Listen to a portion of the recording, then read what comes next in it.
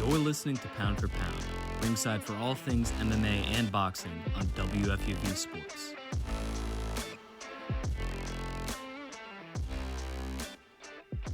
Ladies and gentlemen, Pound for Pound is officially back. I'm Travis, and today I'm joined by Ethan and Ryan. Yep. Yo. And guys, we have to get right into it. There's been a couple fights we've missed since we started off. We have to start off with the incredible UFC 320. We do. Absolutely. I don't know when you guys are watching it, but UFC 320 was one of those cards that I watched, and it reignited my love for the sport. And all it started with, we could just talk about the end real quick. The Alex Pereira knocks out at Magomed Ankalaev in 85 seconds in the rematch.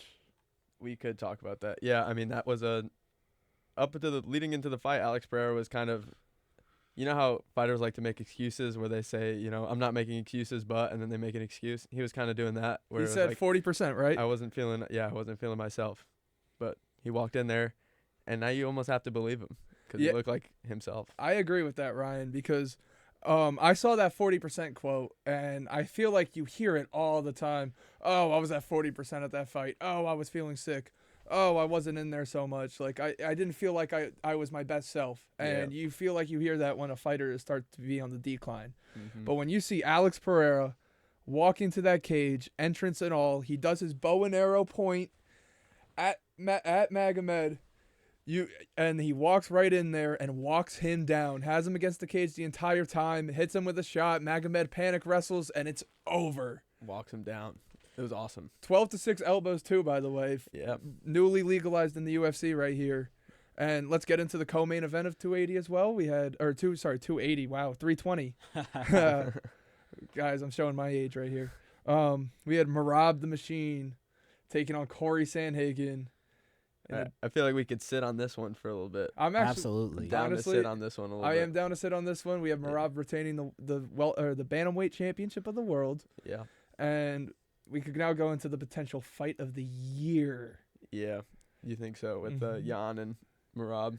Jan and Merab. Yeah, I mean, we could talk about the. I was talking about Jiri and Khalil Roundtree. Oh, okay. We're just moving through the card. Yeah, I'm moving through the card right now. And then all right, let's go. So let's talk about the fight of the year, because I don't know if you watch that fight, you cannot tell me that isn't fight of the year. Jiri Prochazka comes out. His hands are down again. And I know that's been his mostly stance. That's always been his stance. But when he fought Jamal Hill, he had his hands up the entire fight. Yeah, his hands are down. His hands are down. His hands are down for the first two rounds. And Khalil Roundtree is just putting the work on him. He's too fast. He's too technical. He can't exchange in the pocket. Jiri's off balance. And then somehow Jiri Prochazka goes into his corner after round two and somehow learns, oh, this is a fight. I can put my hands up. And proceeds to walk down Khalil Roundtree for 2 minutes until he scores the comeback knockout victory. That literal, I would say like for round 1 and round 2 were pretty even, but round 3 went straight to Prochazka easily. After that, especially given the fact that he was the one that knocked Khalil down, and it looked pretty easy in my opinion. Yeah, I mean, the way Prochazka got to be, I mean, one of the most interesting people in all of sports.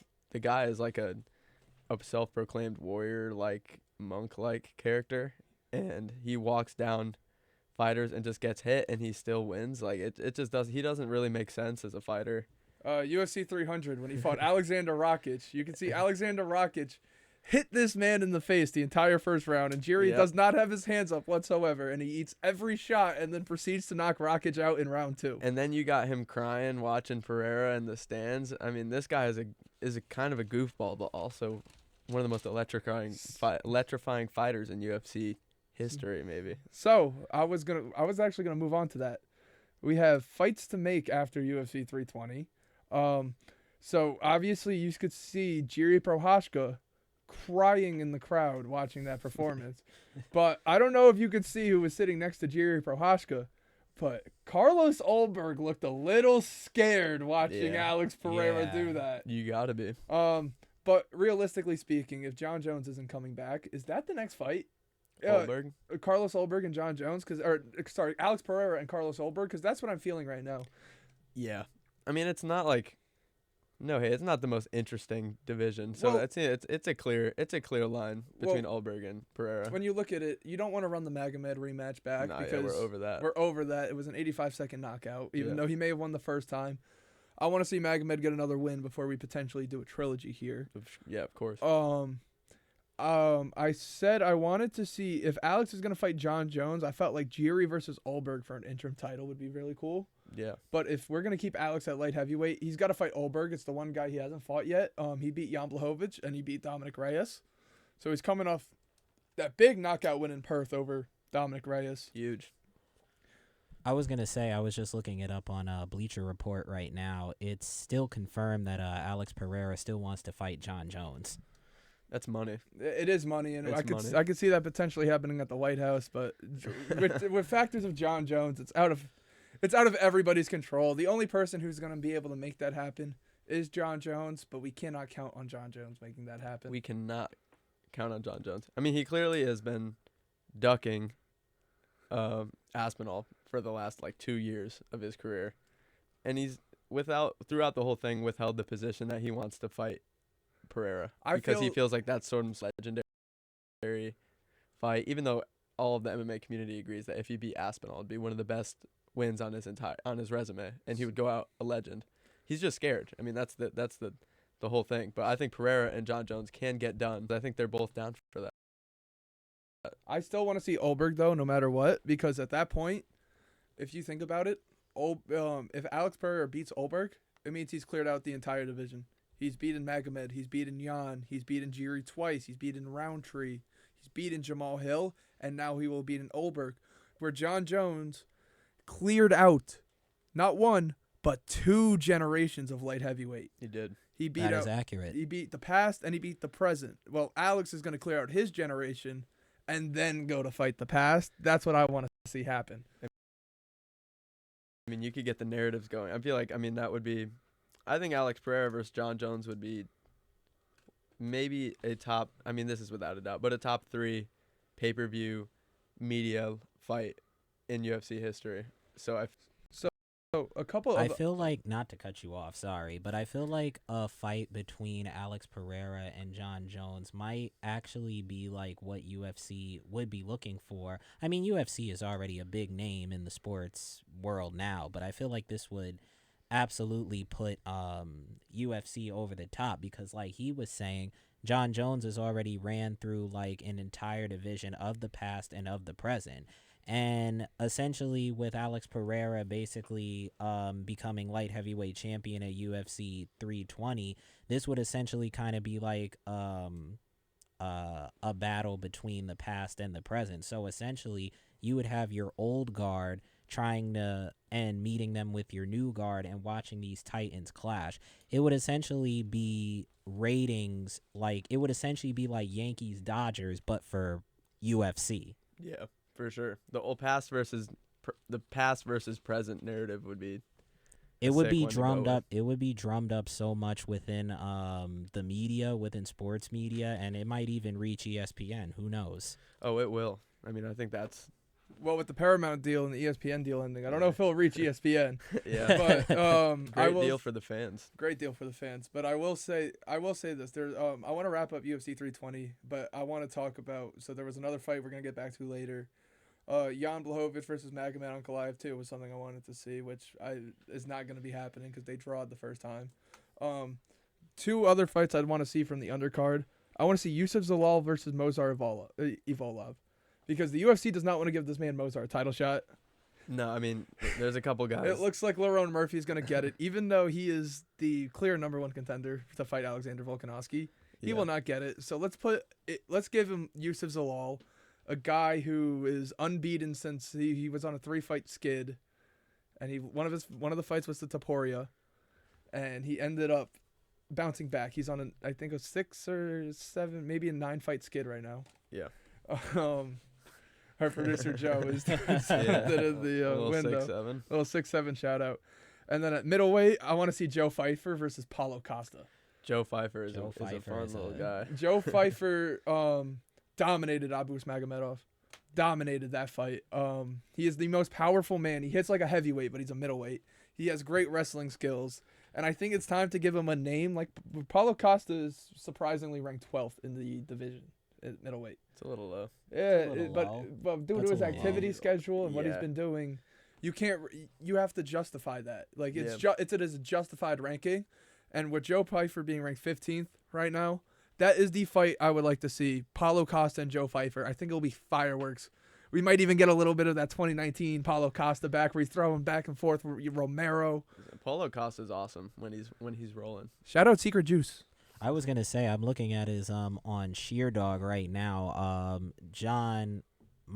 Joe Pyfer has won his last 3 fights pretty dominantly. One was by KO, one by decision, and then the other by submission. Yes, he had the submission win against Abus Magomedov. He has a powerful hand. Was it Jack Hermanson he knocked out? Recently. It was Marc-Andre Barliet. That was Yes. in yes. Oh wait, that was last year. My bad. That was last year. But did he Yeah. knock out Jack Hermanson this year? No, he actually. Oh wait. No, I don't believe so. He's got a nice little dub over Kelvin Gastelum recently. Yes, I he Yes. did don't know have about the that nice one. joke. That's a nice fun dub. That's the one that was by decision. Yeah. Oh, I was thinking of RoboCop. That's right. Sorry. So now we're gonna move on because I want to see more Joe Pyfer. I want to see more Paulo Costa. We all But- want to see that. We're gonna move on to last weekend. We had UFC Rio. That was and fun. That was fun. Let me tell you a little story, guys. I'm gonna start with the feature bout of this card. It was Joel Alvarez versus Vicente Luque. Vicente Luque is a fighter that is near and dear to me. I'm a big Tyron Woodley fan, and even when he beat Tyron Woodley, I was like, wow, this guy is special. I thought Vicente Luque was going to end the Kamaru Usman title run back in 2022 Yeah. until he lost That's to a Bilal respectable- Muhammad. I remember. Dude, Bilal. Okay. You could get me going on Bilal Muhammad, but I'm not going to. But that's an interesting UFC Until he- lore. Until he lost to Bilal Muhammad, and then he got uppercutted 18 times in a row and knocked out by Jeff Neal. That was but- cool. Seeing Luque, he's lost to Kevin Holland this year. Mm-hmm. He's lost a few times over. He's pulled guard like what he did to Joaquin Buckley. He's kind of on the outs. I could tell I hate to say it, but it looks like it's the end of days for Vicente Luque. Yeah. Yeah. And I watched that fight against Joel Alvarez, and I saw him get wrestle dominated, and I saw him pull guard and get into half guard and start eating elbows from top mount again. Yeah. I saw that, and I said, it's over. And I thought tonight is going to be a bad night. And then my other 2 Brazilian legends, Davison Figueiredo, 2-time flyweight champion of the world, coming off of a loss against Corey Sandhagen at bantamweight. Corey Sandhagen deserves all the credit in the world for that fight. Yes, by he the way. does. He is a great fighter. He's now fighting number 15 Montel Jackson, and he is an underdog.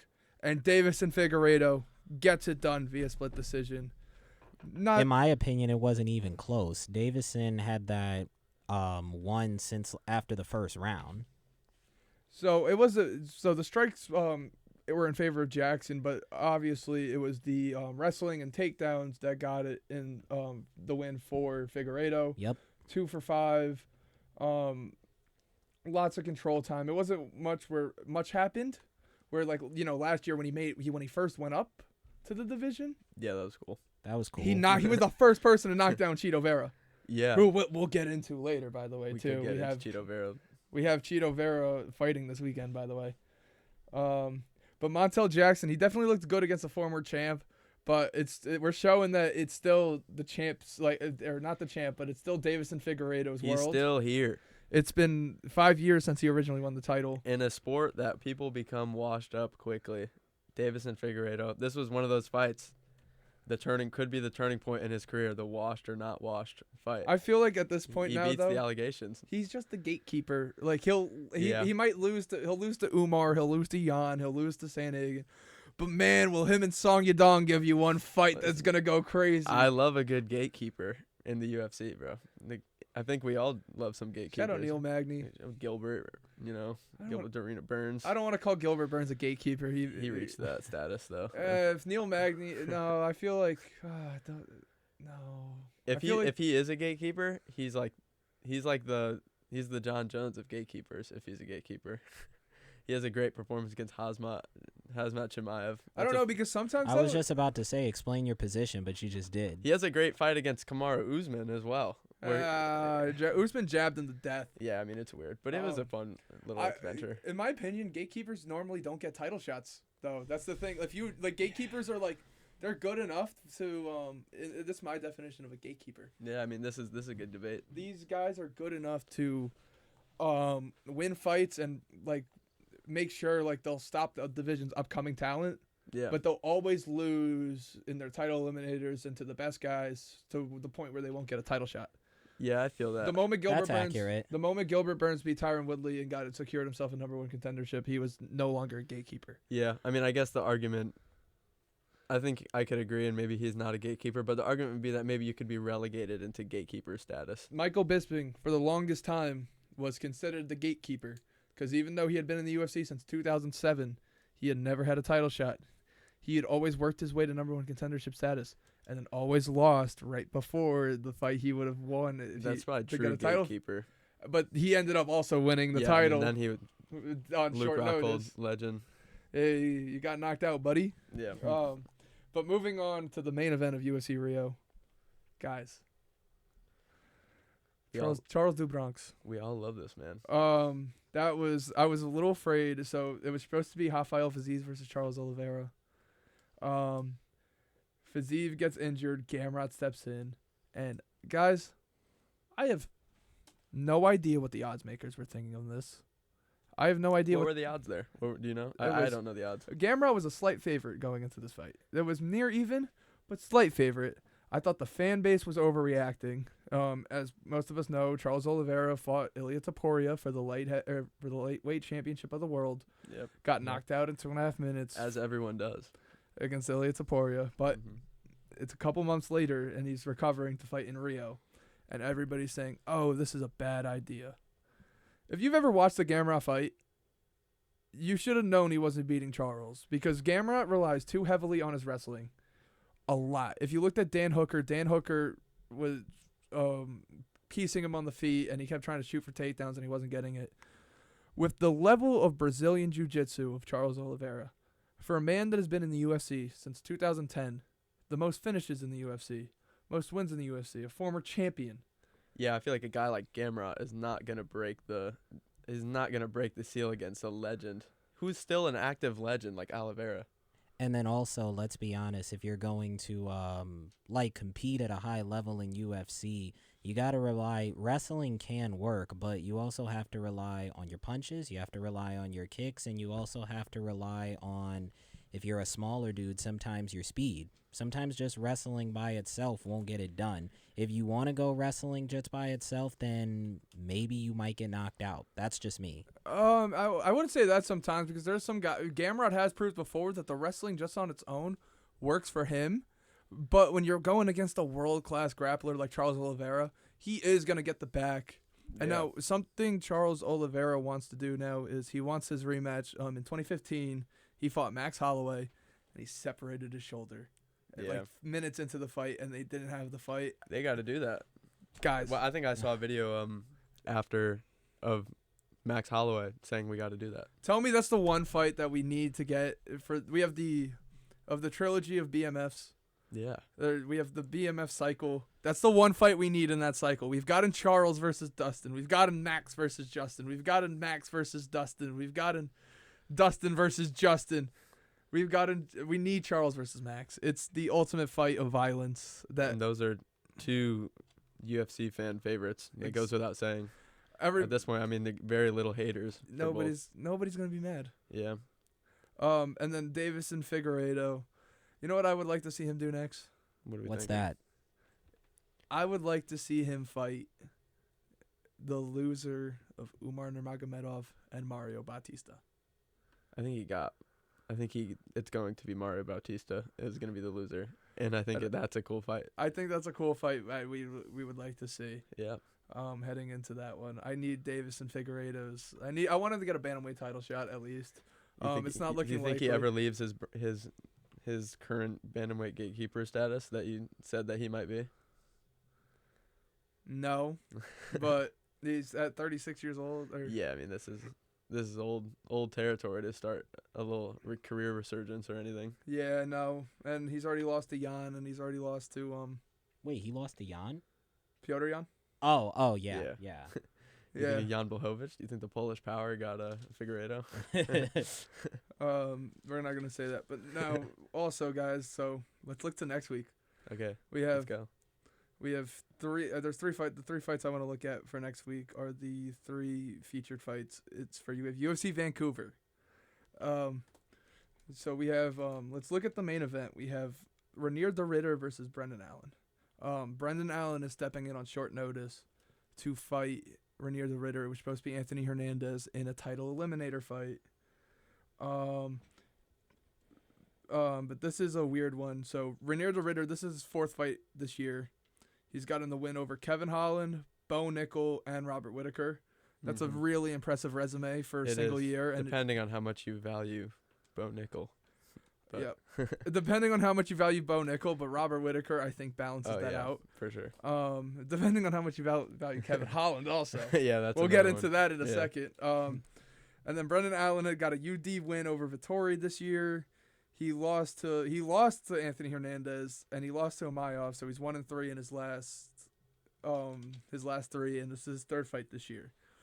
Renier de Ridder looks like he's on a path to Khamzat Chimaev that nobody's going to be able to stop. Renier de Ridder is actually the favorite going into this fight. It is not surprising though. Renier de Ridder is coming off a win over one of the greatest middleweights of all time in Robert Whittaker. It was a very close fight. It was a split decision, but it was still a win over Robert Whittaker, where Brendan Allen is proven at this point to be maybe gatekeeper status. He's going to beat Vittori, but he's not going to be able to beat Fluffy, and he's not going to be able to beat Amayov, and I don't think he's going to be able to beat Renier de Ridder either. Yeah, I don't think he got this one. Fun fighter. But like, I mean, you got Vittori, maybe. I mean, like, Vittori is, I think he was once a great competitor, but I mean, now I don't know how much you're valuing those wins. I think Renier de Ridder's on a path to success that nobody's coming into to contact with. I think Khamzat's the only one that's stopping that path right there. Yeah, I mean, that's the wall. Really? I mean, if he wins this fight, he's going to get the Khamzat fight next. Yeah. So Yeah. I think after Nasruddin, of course, but that's a story to be told later. We're going to get into our co-main event of UFC Vancouver as we have Kevin Holland versus Mike Malott in Canada. Kevin Holland this is his fourth fight this year, or fifth. This will be his fifth fight this year. He's already 2-2 on the year, Which is awesome, and he's always been awesome like this. He will always fight. He will turn it around. He will have 5 or 6 fights in a year. Nobody else can do that. He's the only. Yeah, he's Kevin one of my Holland favorite might be fighters the for that only reason. one to ever do something like that. Like maybe multiple 5 fights in a year. Yeah, he got to have a record here somewhere. And Mike Malott is now 2-1 in his last 3. His one was to Neil Magny the last time he fought in Canada. He tends to it was a weird win, but he tends to go off in Canada. It's his home country. Yeah. He's treated like a king there. He's probably the best prospect of Canadian descent in the modern MMA. Oh, actually, he's not, but we'll get into that in a second. But I'm feeling a Mike Malott victory. The odds agree with you, according to FanDuel and DraftKings. What do you got the exact odds? here? The exact odds for FanDuel are Mike Malott -115 and Kevin Holland -105. It's pretty close though. Kevin Holland -105. Yeah, so it is. Honestly, it's a Kevin Holland fight. They are going to have close odds. His fight with Daniel Rodriguez earlier this year, he's fought Gunnar Nelson and Renier de Ridder. Like he's jumping between weight classes. He's fought he has some of the craziest fights on All I'm gonna say resume. is this is All losses. this is a welterweight co-main event fight right here between Kevin Holland and Mike Malott. Yeah. Renier de Ridder versus Brendan Allen is a title eliminator main event. Yeah. Renier de Ridder and Kevin Holland fought in January. Yeah. I mean that's crazy. Yeah. At a different weight class. I don't know These guys what fought this year. Kevin Holland has the Both- weirdest resume. I'm going to say this. Both of these men have had an amazing schedule this year. Yeah. I can't lie. The fact that I've seen Kevin Holland fight 2 times in one. He also has a win over Vicente Luque this year. Yeah. Gunnar Nelson, Renier de Ridder, Vicente Luque, Daniel Rodriguez, and now Mike Malott. That's 5 fights going into the year. don't be surprised if they put him on that last pay-per-view of the year also. He'll try to get there. He will He'll try to and- get there. Yeah. He will try to get there. Yeah. He's Uh, almost below gatekeeper status at this point. I wouldn't though. even. I would call him. I would say it's a Kevin Holland fight. You're tuning in for what you're gonna get. Yeah, I agree. If you remember his 2020, he went 5-0. He had a win over Anthony. He had a win over Anthony Hernandez. Yeah. He was coming off of a loss to Brendan Allen. Like, look at this now. Yeah, the Kevin Holland. 6 war. years in October 18th, 2019, Brendan Allen beats Kevin Holland. By the end of his career, you're not gonna find a middleweight or welterweight fighter who hasn't fought in Kevin Holland. Hold on. Oh my God.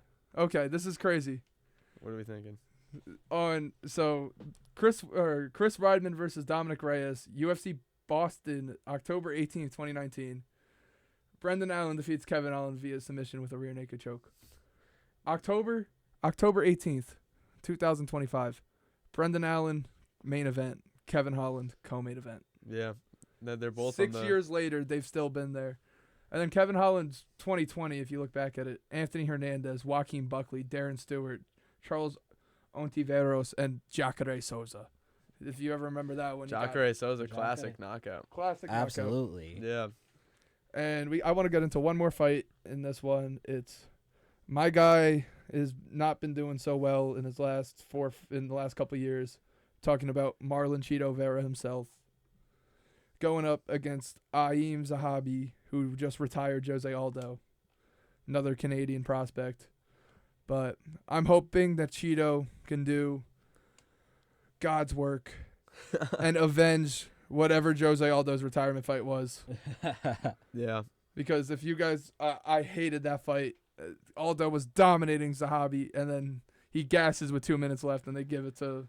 Yeah, I mean, listen, he's old. Like, his retirement was decided before the fight, probably. It was because he missed weight, and it was supposed to be a 135 fight, and then they have to end up doing Aldo misses weight, and they have to make it at 145, and he was just like, I don't want to go through this anymore. Yeah, he was done. He would have retired. Which, by the way, at UFC Rio last week, he put his gloves in the cage in front of his King of Rio.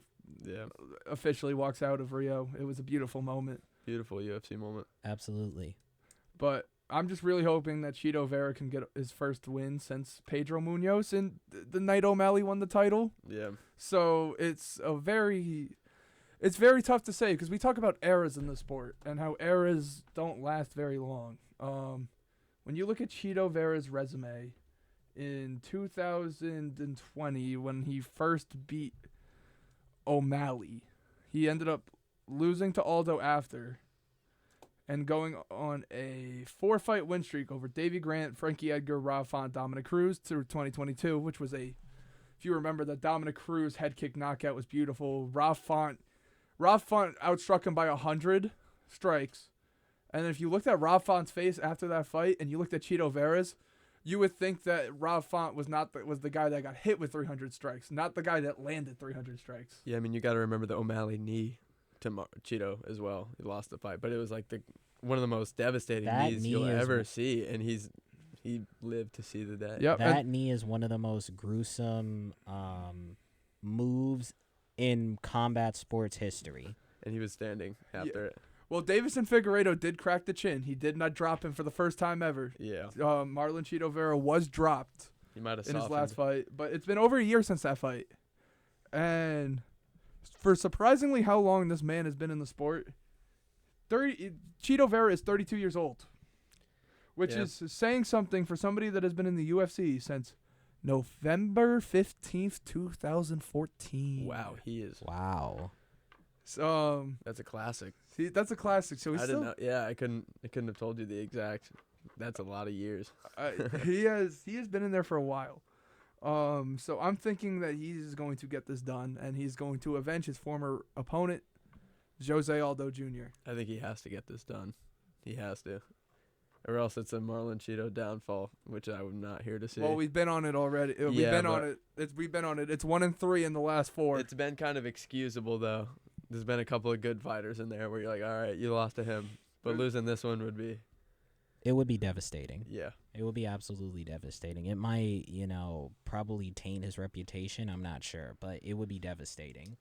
All right, guys, and there's just one more thing. So this is how are we feeling about the return of pound for pound? Because I feel like this has been great so far. Oh, it's great. Oh, it's absolutely great. In my opinion, there should be more like podcasts related to boxing. Well, not boxing, sorry. Related to combat sports, because I feel like throughout the sports media realm, although UFC and combat sports is covered, I feel like it's very underrepresented within sports media. So it's kind of always great to have podcasts like this.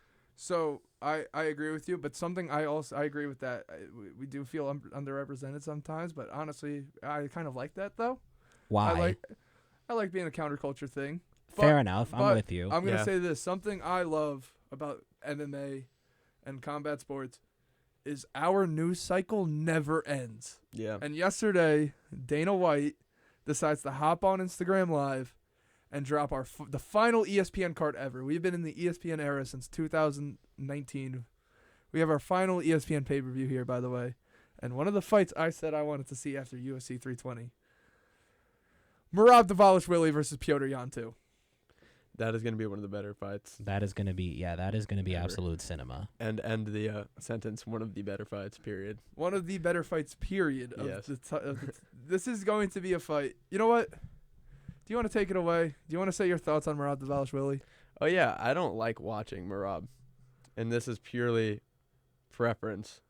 Listen, if you want to let him get up and then take him down, get him up and take him down. People, I can appreciate the dominance. I'm not going to say he's not a dominant fighter, but just get it done at some point in your fight. If I'm going to watch Corey Sandhagen get up for the 12th time, that's not nearly as impressive as him not getting up the third time or keeping him down and ending it in the third round. Listen, he's going to win, and he's going to win in that way because he's one of the best fighters of all time, and he wins.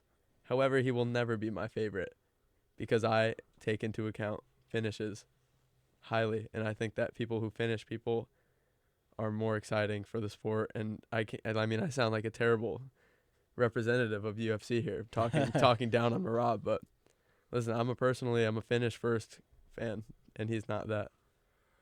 Okay, here is what I'm going to say to counter this, and I'm looking into every camera right here. What's up? All right, you ready? Go on. I love this man. And I most think people do. this man is everything the sport needs. He is staying at a same weight class. He is not moving up. He constantly makes weight. He doesn't get the finish, but you could tell he's constantly looking for the finish. He is all gas, no brakes. He does not let off the gas for the entire 5 rounds. His fights are dominant grappling. Yes, people don't like dominant grappling, but when he takes you down and you get back up, and he's gonna take you down again, and you're gonna get back up, and he'll take you down again. And he'll repeat it the entire fight. Pressure against the cage, down, against the cage, down, against the cage, down. This man picked up an Olympic gold medalist in Henry Cejudo. He did. Picked him up and dragged him across the cage and sat him down like a baby. Nobody has ever done that to Henry Cejudo. An Olympic gold medalist wrestler. And he had no answers for Merab's wrestling. This is an insane human being. There is a reason we call him the Machine. Yeah. You know what he did to Piotr Jan the last time they fought? He held him against the cage. He got him down. Piotr Jan did a great job of stopping the takedowns last time. But guess what? It is not going to happen. Piotr Jan, I love him to death. There's a butterfly effect timeline somewhere where if he never throws that knee on Aljamain Sterling, maybe he's on this Merab reign. Yeah. He doesn't lose to O'Malley. He doesn't get all delayed. He doesn't lose to Sterling again. Yeah. But we, the people, are going to see Merab break the record for the most title defenses in a single year.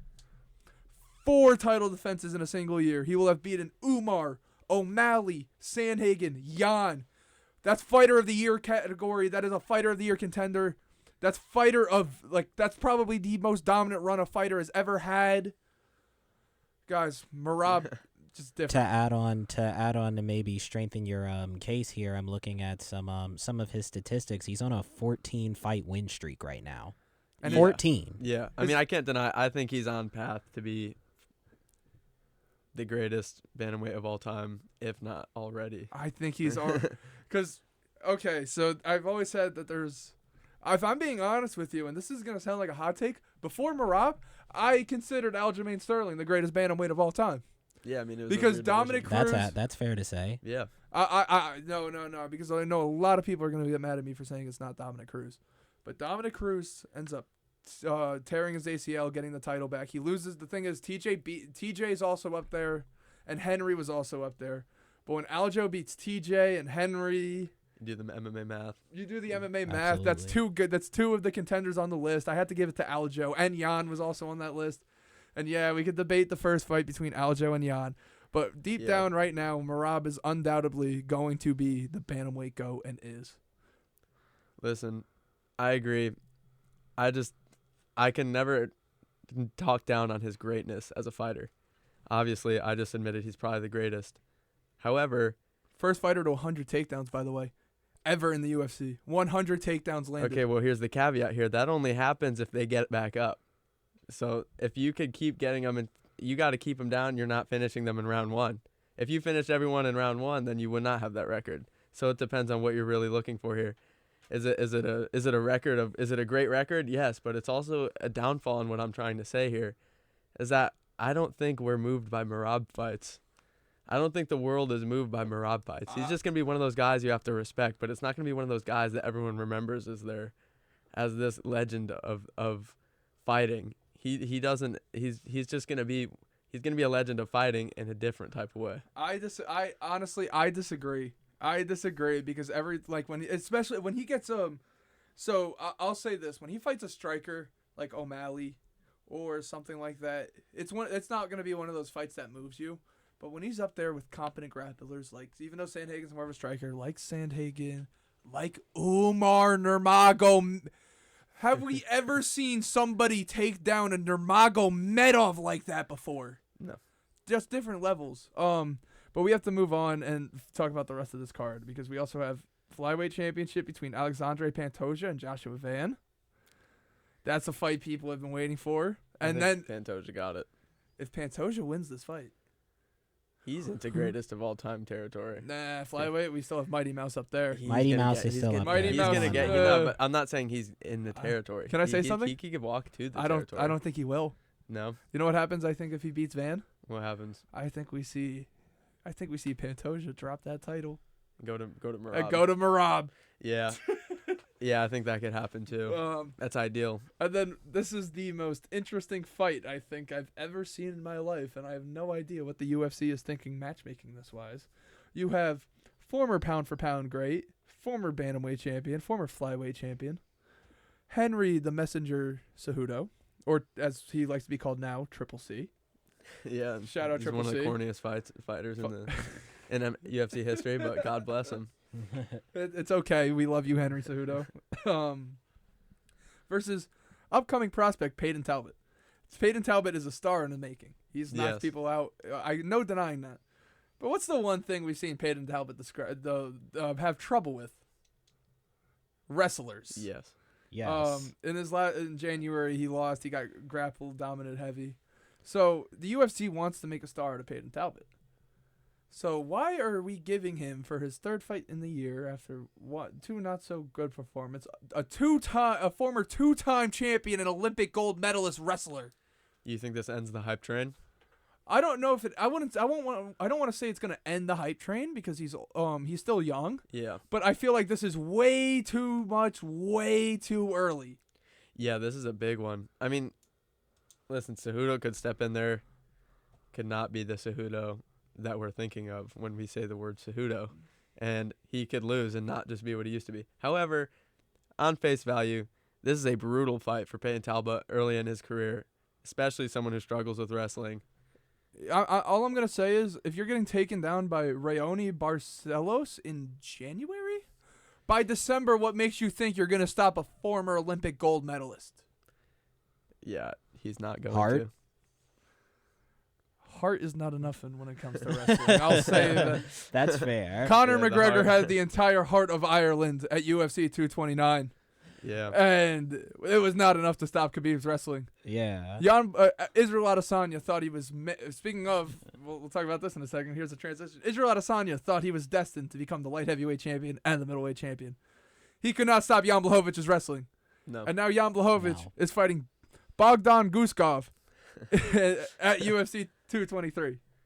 Listen, I love Jan Blachowicz, but he is old. That dude is like 44. He's past his prime. He bro. is 42 years old. But all Okay. I'm going to That's say close is, enough. can I have my delusion? Yes, Go ahead. talk to me. He is the same age as Glover Teixeira when Glover beat him for the title. So you want a Jan Blachowicz Glover Teixeira type run here? All I'm gonna say is, a decision against Olberg that was relatively close, and a decision against Alex Pereira in his last two, and his last three are a draw with Magomed Ankalaev, a split decision against Alex Pereira, and a decision which was very close against Carlos Olberg.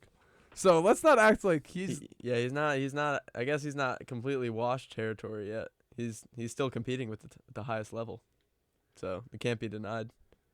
So I think he got this one. I think he has this one too. This So is a do low I. level opponent for someone. Bogdan, he's had some decent wins recently, mostly over Nikita Krylov.